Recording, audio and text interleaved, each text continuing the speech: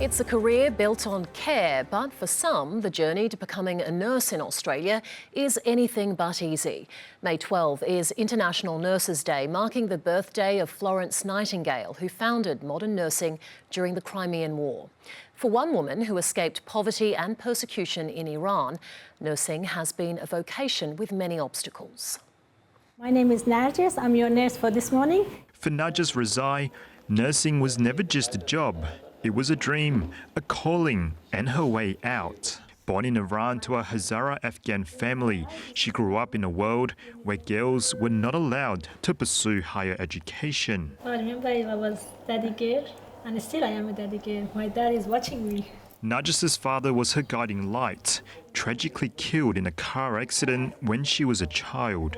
Her mother was left to raise 7 children on her own. Narges put her schooling on hold to learn how to weave and sell silk rugs to support her family.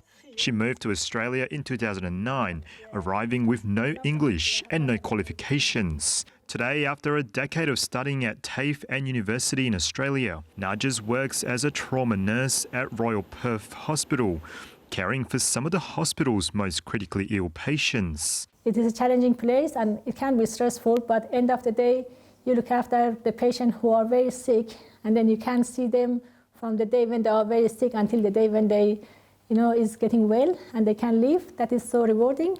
She's one of many migrant nurses filling urgent workforce gaps in Australia's healthcare system.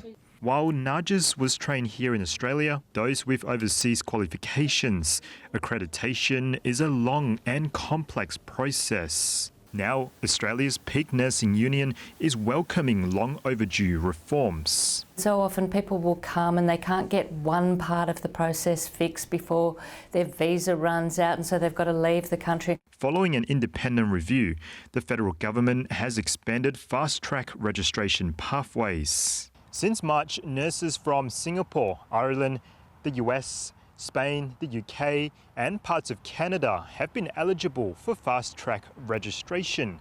It reduces application times by up to 6 to 12 months, provided they've worked at least 1,800 hours since 2017. We've got 3 times as many overseas trained nurses now coming into the country as was happening before the COVID pandemic. The Nurses Union says it is a step in the right direction. While immigration is a part of the issue, increasing nursing training numbers is a part of the issue.